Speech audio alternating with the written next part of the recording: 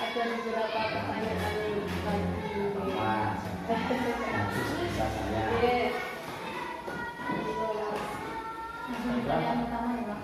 Pak Fatur, pertanyaan pertama, bagaimana cara mengatasi kurangnya minat belajar siswa Pak?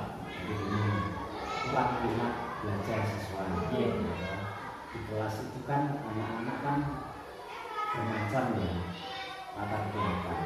Yang itu disebabkan karena mungkin dari rumah sudah ada masalah. Biasanya itu adalah anak-anak. Dari rumah sudah ada masalah, akhirnya di sekolah dia minatnya berkurang. Karena ya sama dengan kita lah, kita tuh kalau ada masalah pasti di dunia kerja juga nanti semangatnya akan berkurang. Nanti juga namanya juga sama ada masalah dengan pacar di rumah, pasti di kampus nanti juga bermasalah pasti. Aras-arasan, pikirannya gak fokus, terbayang-bayang dan lain-lain. Anak-anak juga sama seperti itu. Jadi ada problem yang di rumah itu belum diselesaikan atau tidak terselesaikan. Mungkin melihat orang tuanya bertengkar di rumah, mungkin ada masalah dianya sendiri, anak-anak sendiri bertengkar tapi dengan orang tua di rumah. Nah, kita sebagai guru di sekolah itu hal yang kita bisa lakukan adalah kita sebisa mungkin ngobrol dengan anak-anak, ada persoalan apa di rumah. Nah, tadi pagi ada masalah apa toh hari ini kayaknya nggak semangat sekolah. Jadi komunikasi itu didahulukan. Tapi kadang-kadang guru juga ada yang tipenya yang keras gitu. Lihat anaknya tidak mengerjakan itu langsung disemeni, langsung dihukum gitu. Itu sebetulnya salah gitu. Jadi guru itu kan harus tahu dulu kenapa anak itu seperti itu. Jadi komunikasi ya. Komunikasi. Juga pendekatan Ya, emosional gini. Guru itu kan bukan sekedar hanya profesi ya.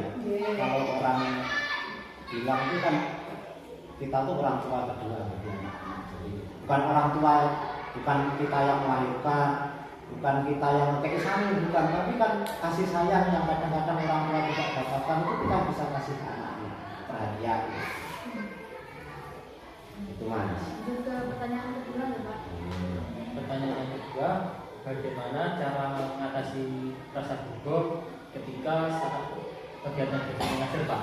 Maksudnya rasa gugup itu ketika di tengah kegiatan pembelajaran. Gini dulu, pertama kita analisis dulu gugup itu disebabkan karena apa dulu. Ada yang gugup itu disebabkan karena memang mentalnya apa ya, kan ada orang itu cenderung kurang mampu kalau ngomong di depan, modelnya isinan gitu kan, ada yang seperti itu. Ada yang gugup karena memang tidak menguasai materi, ada karena anak-anak mungkin pertanyaannya terlalu cerdas, guru menjadi melek, akhirnya bingung akhirnya mau menerangkan apa, jadi akhirnya yang sudah direncanakan karena gugup akhirnya nggak jadi rencananya hilang gitu. Jadi hal-hal gugup itu ya wajar, semua orang mengalami hal seperti itu. Guru juga sama, tapi gugup itu nanti lama-kelamaan ya seperti pisau yang tumpul itu, kalau setiap hari diasah sedikit demi sedikit, lama-kelamaan akan hilang dengan sedikit akhirnya hilang. Kalau awal kita merasa gugup itu ya kita menyikapinya satu, kita bisa pakai bisa disikapi ya. Yang pertama, kita harus belajar lebih awal daripada anak-anak. Jadi belajar lebih dulu daripada anak-anak. Kalau anak-anak belajarnya hari ini, tadi malam kita sudah belajar. Itu yang pertama. Konsepnya harus kita pelajari dulu. Terus yang kedua, nggak usah takut. Ya. Guru tuh boleh salah, boleh Pak. Ya, kita menerangkan salah, gitu ya. Nggak apa-apa. Nggak apa-apa. Bukan sesuatu yang guru harus sempurna gitu, enggak. Ya wajar kita salah itu kadang wajar, mungkin ya faktor kita yang nggak tahu, kurang belajar dan lain-lain, ada masalah di rumah dan lain-lain, mungkin ada seperti itu. Terus yang ketiga, kita bisa menyalurkan gugut itu melalui sebuah gerak. Ini dulu saya pernah diajari sama teman itu, jadi kalau saya sedang ngomong di depan, tangan ini harus megang sesuatu, jangan sampai tangan ini tidak megang apa-apa. Jadi seandainya tangan ini megang kunci sepeda atau megang apa gitu ya, ya ini terus gini. Jadi nanti kalau gugup, salurkan ke sini gugupnya. Gini, nah gini. Kalau gini kan, ayo getar nyingong ke kaki. Disalurkan ke sebuah benda, bisa penggaris, bisa pulpen, bisa penghapus, atau bisa kerikil yang tak besar gitu. Dulu saya belajar grogi itu dulu gitu. Jadi pernah dulu jadi pembina upacara di SMP yang siswanya 800 gitu.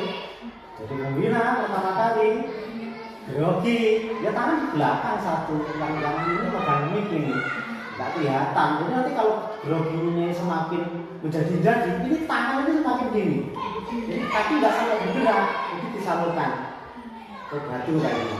Jadi enggak, kalau kita nggak megang apa-apa, bingung mau nyalurkan kemana. Kelihatan grogi gitu.